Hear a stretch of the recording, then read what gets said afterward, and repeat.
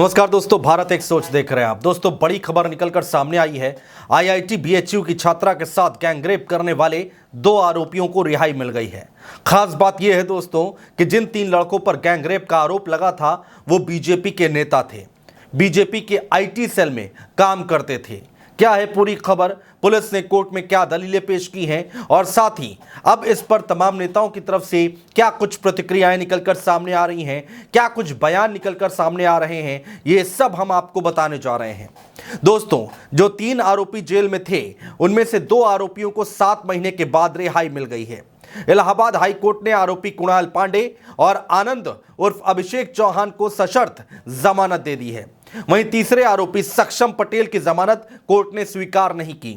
अब 16 सितंबर को उसकी जमानत अर्जी पर फिर से सुनवाई होनी है। दोस्तों, खबरें तो यह भी निकलकर सामने आ रही हैं कि जब ये आरोपी जेल से छूटे और जब घर पहुंचे तो इनका फूल और मालाओं से स्वागत किया गया। दोस्तों, गैंगरेप के तीनों आरोपी भाजपा आईटी सेल से जुड़े थे। जब दोस्तों इन तीनों आरोपियों का नाम सामने आया तो इनकी कई तस्वीरें सोशल मीडिया पर वायरल हुई। बीजेपी के कई मंत्री, कई नेताओं के साथ इन लोगों की तस्वीरें सामने आने शुरू हो गईं। प्रधानमंत्री नरेंद्र मोदी के साथ फोटो जो कि हम आपको दिखा रहे हैं, स्मृति ईरानी के साथ फोटो वो भी आप देखिए, जेपी नड्डा के साथ फोटो वो भी वायरल हुई। इतना ही नहीं दोस्तों, बीजेपी आईटी सेल मुखिया अमित मालवीय के साथ भी फोटो खूब वायरल हो रही थी। दोस्तों, 17 जनवरी को पुलिस ने गैंगरेप की चार्जशीट दाखिल की थी और तीनों के ऊपर गैंगस्टर एक्ट में केस दर्ज किया गया था। अब दोस्तों, सवाल यहां पर यह उठता है कि इस पूरे केस में पुलिस की तरफ से क्या कुछ कहा गया था। पुलिस ने चार्जशीट में तीनों आरोपियों के route chart, CCTV footage, mobile location को आधार बनाया था। इसके साथ ही साथ दोस्तों, पीड़ित छात्रा, उसके दोस्त और एक गार्ड के बयान को भी आरोपियों के खिलाफ आधार बनाया गया था। व्हाट्सएप चैट को भी कोर्ट में पेश किया गया था। जब्त की गई बुलेट का भी पुलिस की जांच में जिक्र किया गया था। दोस्तों, कोर्ट में पुलिस ने बताया था कि तीनों पेशेवर अपराधी हैं, जनता के बीच तीनों को जाने की अनुमति नहीं मिलनी चाहिए। यानी पुलिस की तरफ से तो इनकी जमानत का विरोध किया गया था। अब दोस्तों, सवाल यहां पर एक और उठता है कि रेप पीड़िता की तरफ से इस केस में क्या कुछ बयान दिया गया था, क्या कुछ सच्चाई बयां की थी रेप पीड़िता ने। पीड़ित लड़की ने बताया था कि तीनों आरोपियों ने दरिंदगी की, धमकाया, डराया और फिर वहां से फरार हो गए। पीड़िता ने बताया कि घटना के बाद से कई तरह से दबाव महसूस कर रही है, बाहर आते जाते भी डर लगता है, इसलिए ज्यादातर समय हॉस्टल में ही रहती हूं, ऐसा पीड़िता की तरफ से बताया गया।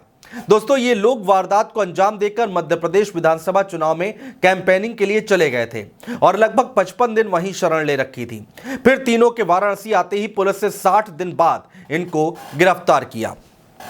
दोस्तों, अंदर की खबर यह निकलकर सामने आ रही है कि आरोपियों के संबंध चूंकि भारतीय जनता पार्टी से थे जो कि सत्ता में है, इसलिए गिरफ्तारी में इतनी देरी हुई है। खैर दोस्तों, अब तीनों में से 2 आरोपी अपने घर पहुंच चुके हैं। तीसरे की रिहाई पर सुनवाई होनी है। इनकी रिहाई पर कई नेता प्रवक्ता हैं जो अपने अपने तरीके से बयान दे रहे हैं और विरोध कर रहे हैं। दोस्तों, कांग्रेस की तेज तर्रार प्रवक्ता है सुप्रिया श्रीनेत, जिन्होंने अपने सोशल मीडिया अकाउंट एक्स पर लिखा, आईआईटी बीएचयू के दर्दनाक गैंगरेप में बीजेपी आईटी सेल से जुड़े 3 दरिंदे गिरफ्तार हुए थे, कुणाल पांडे, सक्षम पांडे और आनंद चौहान।